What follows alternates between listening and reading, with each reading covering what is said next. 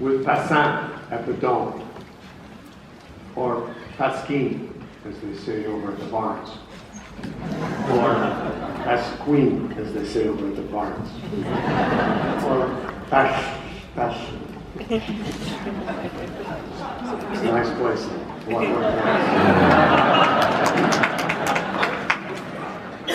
It was a lovely evening, and I had worked hard all day, and left the flat where we lived over the sawmill at 113 Rue Notre-Dame-Champ, and walked out through the courtyard with the stacked lumber, closed the door, crossed the street, and went into the back door of the bakery that fronted on the Boulevard Montparnasse, and out through the good bread smells of the ovens in the shop to the street.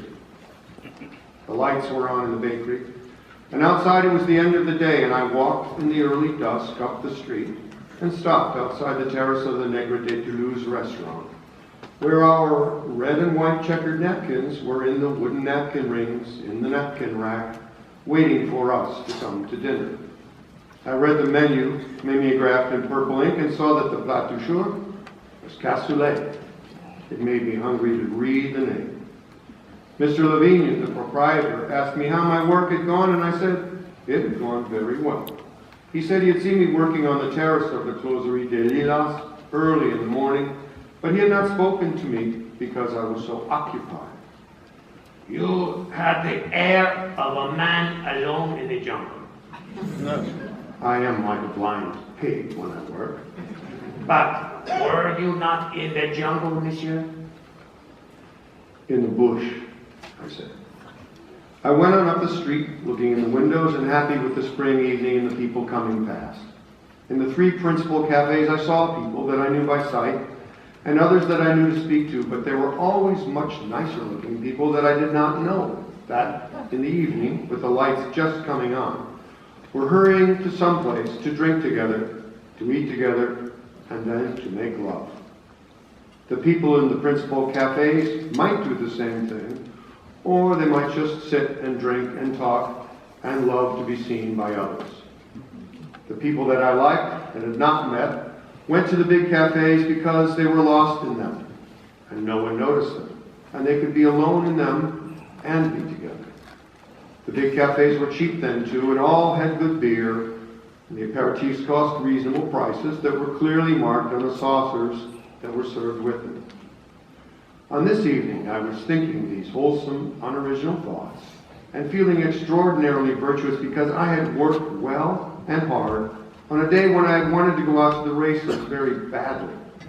It was necessary to give up going racing in a time of our real poverty, and I was still too close to that poverty to risk any money. By any standards, we were still very poor, and I still made such small economies as saying that I had been asked out for lunch and then spending 2 hours walking in the Luxembourg Gardens and coming back to describe the marvelous lunch to my wife. When you are 25 and are a natural heavyweight, missing a meal completely makes you very hungry. But it also sharpens all of your perceptions. And I found that many of the people I wrote about had very strong appetites and a great taste and desire for food. And most of them were looking forward to having a drink. At the Negre de Toulouse, we drank the good Cahors wine from the quarter, the half, or the full carafe, usually diluting it about 1/3 with water. At home, over the sawmill, we had a Corsican wine that had great authority and a low price. It was a very Corsican wine, and you could dilute it by half with water and still receive its message. In Paris, then, you could live very well on almost nothing, and by skipping meals occasionally and never buying any new clothes, you could save and have luxuries. Coming back from the Select, now full of my evening virtue, I passed the collection of inmates of the Rotonde, and, scorning vice and the collective instinct, crossed the boulevard to the Dome. The Dome was crowded too, but there were people there who had worked. There were models who had worked, and there were painters who had worked until the light was gone, and there were writers who had finished a day's work, for better or for worse, and there were drinkers and characters, some of whom I knew and some that were only decoration. I went over and sat with Pascin and 2 models who were sisters. Pascin had waved to me while I had stood on the sidewalk on the Rue de l'Ombre side, wondering whether to stop and have a drink or not. Pascin was a very good painter, and he was drunk. Steady, purposefully drunk, and making good sense.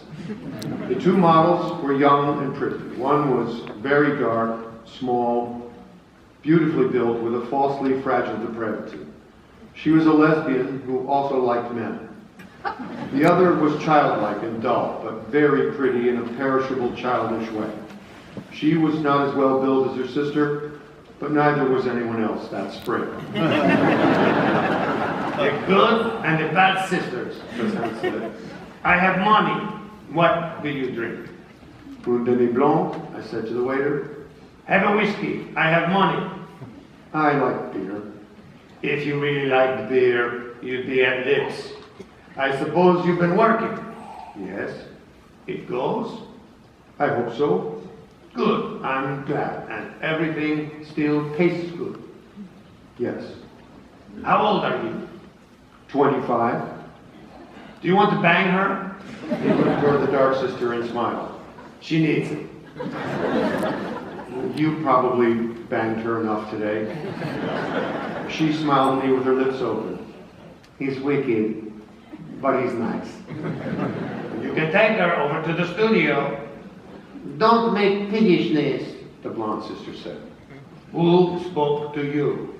Nobody, but I said it. Let's be comfortable. The serious young writer and the friendly wise old painter and the two beautiful young girls with all of life before them. We sat there, and the girls sipped at their drinks at Pascin, drank another fine à l'eau, and I drank the beer, but no one was comfortable except Pascin. The dark girl was restless, and she sat on display turning her profile and letting the light strike the concave planes of her face and showing me her breasts under the hold of the black sweater.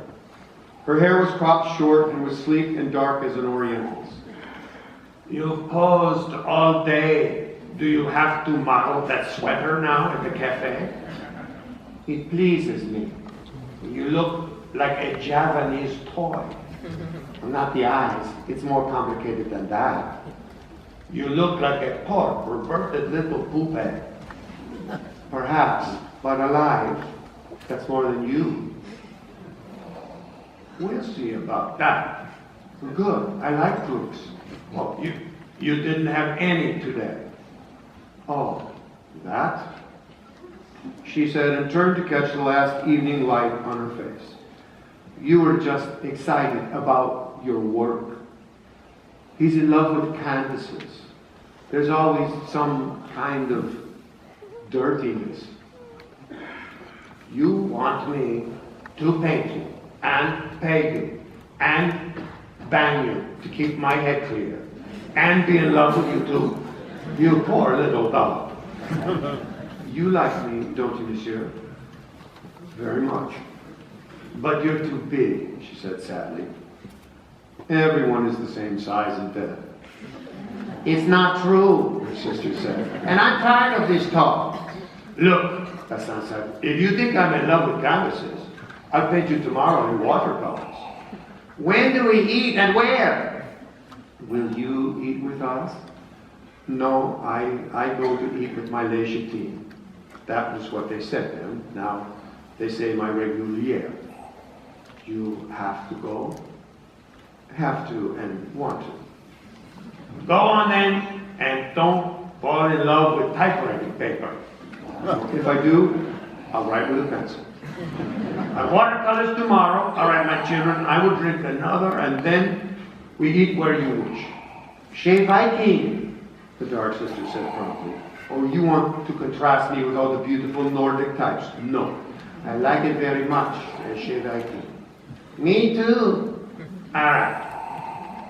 Good night, jeune homme. Sleep well. You too. They keep me awake. I never sleep. Sleep tonight. After Chez les Vikings? He grinned with his hat on the back of his head. He looked more like a Broadway character of the 90s than the lovely painter that he was.